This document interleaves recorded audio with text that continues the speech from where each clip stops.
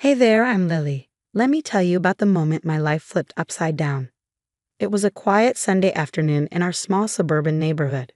Angela and Andrew, who lived just a couple of doors down, seemed like the perfect couple, happy, settled, the picture of domestic bliss. But under the surface, there was a storm brewing, one I couldn't quite understand. Angela, in particular, always had this underlying tension around her, especially when it came to me. I couldn't pinpoint why, but I could feel it simmering. One day, I walked over to their house, cradling my newborn in my arms, excited to share my joy. I naively thought the baby would bring us closer. "Hey, Angela, look who's here. Isn't he just adorable?" I smiled, beaming with pride. Angela forced a smile back, but her eyes revealed something darker. "He's lovely, Lily. Congratulations." Andrew, bless him, was more genuine, his smile warm as he said, "He's perfect, Lily. We're so happy for you." But I noticed his nervous glances toward Angela. Something was off, and it only got worse as time passed. What started as small, uncomfortable moments turned into awkward family dinners filled with passive-aggressive comments. I couldn't ignore it anymore. One day, I asked Andrew, "Is everything okay with Angela? She seems different." He sighed, running his hands through his hair. "It's complicated, Lily. She's dealing with some things internally. I'm not sure how to help her." I didn't want to push, but the strain was becoming impossible to ignore. Things finally came to a head at a family gathering. We were all at our parents' house, and the atmosphere was tense from the start. Angela was especially on edge. Everyone was passing around my baby, cooing over him, but when it was Angela's turn to hold him, something snapped. Her expression twisted into something unrecognizable. Without warning, she slapped me across the face hard. The room fell into stunned silence. I could feel the burn on my cheek, my shock mirrored in everyone's eyes. My baby started crying, his wails cutting through the heavy tension. "Angela, what the hell?" Andrew's voice boomed, full of shock and anger. "I don't know. Angela stammered, her face pale with confusion and horror. My parents rushed over, bewildered. "Why would you do that?" my mom asked, her voice trembling. Angela just stood there, staring at her hand like she didn't know how it had betrayed her. I held my baby tightly, his cries quieting as I rocked him, trying to process what had just happened. Andrew approached me, his face full of guilt. "Lily, I'm so sorry. I don't know what got into her." His eyes were filled with pain, caught between his wife and his sister. That moment changed everything. The peaceful facade of Angela and Andrew's life had cracked wide open, revealing the unresolved issues and deep-seated resentment lurking beneath. From that day on, everything shifted.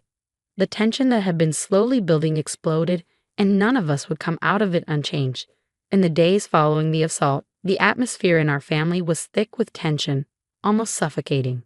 Andrew, a lawyer by profession, found himself in an impossible situation. One evening, in the quiet of their home, he and Angela had a conversation that felt like a final reckoning. "Angela, I've seen so many family disputes in my career. I never imagined we'd be in the middle of one," Andrew said quietly, his voice heavy with sadness. "You're my husband, Andrew. You're supposed to be on my side." Angela shot back, desperation in her voice. "It's not about sides, Angela. It's about right and wrong. You hit my sister. In front of everyone. I can't just ignore that." Andrew's voice trembled as he tried to keep his composure. "I know I made a mistake, but I'm your wife. Doesn't that mean anything to you?" Angela's eyes were pleading, searching for a sign of solidarity. At the same time, I was struggling with my own emotions. Sitting in the quiet of my living room, I confided in a close friend. "I never thought Angela would do something like this. And Andrew, he's in such a tough spot." "Lily, whatever happens, you need to protect yourself and your baby," my friend said firmly. Angela crossed a line. Meanwhile, Andrew was in his home office, torn between his duty as a lawyer and his love for his family. The legal implications of Angela's actions were clear to him, but the personal cost was immeasurable. The next day, Andrew and I met at a small coffee shop to talk. He looked worn down, his inner conflict written all over his face. "Lily, as a lawyer, I know what Angela did has consequences. But as your brother, this is breaking my heart," he said, his voice barely above a whisper. "I don't want to tear our family apart, Andrew, but I can't let Angela's actions slide," I said, my voice steady despite the swirl of emotions inside me. It's not just about me. It's about setting an example for my child. Andrew nodded, understanding the weight of my decision. I'll stand by you, Lily, not just as your brother, but as a lawyer who believes in justice. His words brought comfort, but they also marked the beginning of a difficult road ahead, one that would change everything. In the weeks that followed, Andrew found himself in the strange position of advising me on the legal case against his own wife. Our conversations were professional, but the emotional undercurrents were impossible to ignore. We need to document everything, Lily. Every piece of evidence, every witness statement. They're crucial for the case, Andrew said one evening, slipping fully into his lawyer role as I prepared for the legal battle ahead. Meanwhile, Angela's world was unraveling. Alone in their home, she grappled with the weight of what she'd done and the looming consequences. Why can't they see it was a mistake? Why isn't Andrew defending me? She muttered to herself, a mix of anger and confusion swirling in her mind. One afternoon, Andrew and I met at my lawyer's office to go over the strategy. Lily, we need to be thorough, Andrew explained. Every detail, every moment of that day needs to be accounted for. I know, Andrew, I said, a lump forming in my throat. It's just so hard to relive it over and over. He reached over, his voice softening. I'm here for you, Lily. We'll get through this together. As Andrew tried to juggle his roles as my brother and Angela's husband, Angela herself was struggling. In a rare moment of vulnerability, she confided in a friend over the phone. I never meant to hurt anyone, she said, her voice cracking. It just happened, and now, Andrew's against me, everyone's against me. You made a big mistake, Angela, but you need to face it. Maybe if you own up to it, people will start to understand, her friend suggested gently. As the legal case moved forward, the emotional toll was heavy. During a family dinner, our parents tried to offer their perspective. Lily, we know this is difficult, but you're doing the right thing, my father said firmly, his voice full of compassion. Angela needs to be held accountable. I just wish it didn't have to be like this, I replied, the guilt and conflict gnawing at me. This whole situation is tearing Andrew apart. Lily, sometimes the hardest decisions are the most necessary ones, my mother said softly, squeezing my hand in support. At home, Andrew found refuge in his work, but the strain was undeniable. One late night, he confided in a colleague. I'm stuck, John, Andrew admitted, rubbing his temples. On one side, I have my sister, who I love and want to protect. On the other, my wife, the woman I thought I knew. Andrew, you're a good man. But this isn't just about family or marriage. It's about doing what's right, John replied, offering a sense of clarity amid the chaos. As the trial date approached, tensions boiled over. Angela, feeling increasingly isolated, grew defensive and bitter. During a tense meeting at their house, Andrew tried to reach out. Angela, we need to talk about the trial, about how you want to handle this, Andrew said cautiously. What's there to talk about, Andrew? You've already chosen your side. You're not my husband anymore, you're just my accuser. Angela spat, her words dripping with venom. It's not about sides, Angela. It's about taking responsibility. I want to help you, but you have to help yourself first, Andrew replied, his emotions tightly controlled. The day of the trial arrived, and the tension in the courtroom was suffocating. I sat, a bundle of nerves, with Andrew by my side, a pillar of strength despite the clear toll this had taken on him. Lily, Andrew whispered as the proceedings began, no matter what happens today, remember, you did the right thing by standing up for yourself. The trial unfolded with a series of testimonies and evidence. Angela sat, her face a mask of unreadable emotions, occasionally casting glances at Andrew and me, her eyes full of resentment and regret. During a recess, I found a quiet corner of the courthouse to gather my thoughts. It was all too much, too heavy. I was lost in my thoughts when a familiar voice broke through. Lily, are you okay? It was my friend who had come to support me. I don't know, I said, my voice barely a whisper. It's just a lot. I never wanted this. Sometimes life throws us into deep waters, my friend said, gently resting a hand on my shoulder. Not to drown us, sometimes the deep waters aren't meant to drown us, but to cleanse us, my friend said, her words wrapping around me like a warm blanket.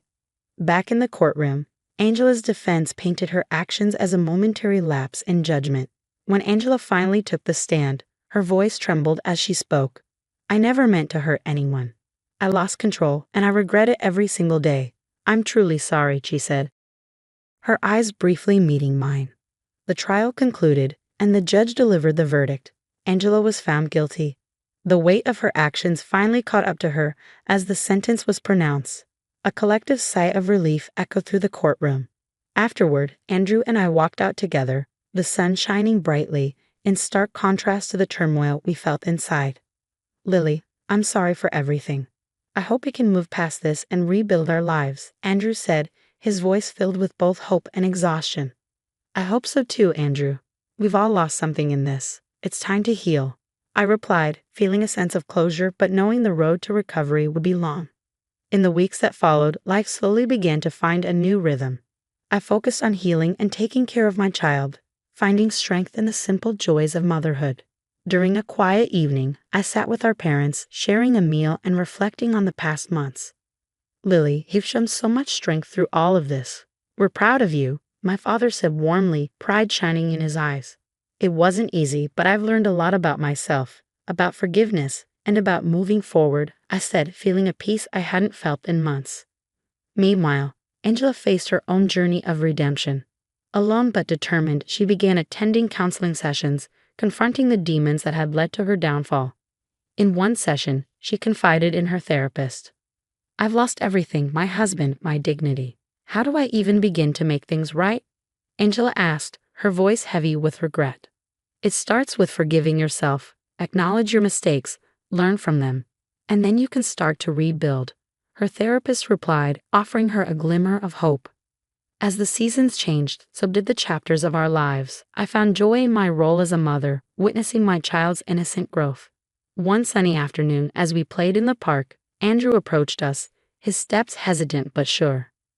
Lily, it's really good to see you, Andrew said, his eyes lighting up at the sight of his nephew. You too, Andrew. Look, your uncle's here, I said to my little one, who greeted Andrew with a big 2V grin. We sat on a park bench, talking about how life had shifted. I'm learning to find balance, Lily, to forgive myself and look ahead, Andrew shared, his voice carrying a newfound understanding. We talked about our hopes for the future, about healing and moving forward, a conversation that reflected our resilience and the enduring bond of family. As for Angela, her journey continued on its own course. Sitting with a close friend in her small apartment, she shared her thoughts and fears. I've lost so much, but in a way, I've also found myself. I'm not the same person I was, Angela admitted, her voice tinged with a new sense of optimism. It's a new beginning, Angela. You have a chance to rebuild your life, to be better, her friend encouraged. Angela nodded, the prospect of starting fresh both daunting and invigorating. In my world, the focus was on rebuilding and nurturing the life I had. During a family dinner, our parents expressed their thoughts. Lily, you've come so far. We're so proud of how you've handled everything, my mother said, her eyes brimming with pride. I just want to give my child the best life possible. To show him that even in the darkest times, there's always a path to the light, I said, my heart full of determination. Meanwhile, Andrew found solace in his work and in helping others. His experience had deepened his understanding of the complexities of human relationships. In a conversation with a colleague, Andrew reflected on his journey. I've learned a lot about empathy, about the gray areas in life. It's made me a better lawyer, and I hope, a better person, Andrew said, his voice full of reflection. You've come a long way, Andrew. That's something to be proud of, his colleague replied, acknowledging Andrew's growth. The chapter of our lives marked by turmoil and pain was closing, giving way to new beginnings. Angela was on her path to redemption, learning to live with her actions and striving to be better. Andrew and I, bound by the trials we had faced, looked to the future with hope and determination.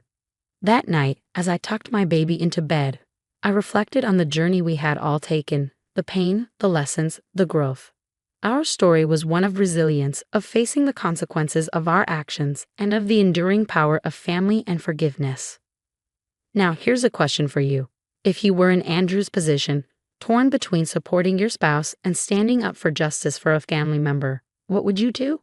It's a tough choice, balancing loyalty and morality. Share your thoughts in the comments, and if you enjoyed this story, don't forget to hit the like button and subscribe to the channel. Your support means the world and keeps these stories coming.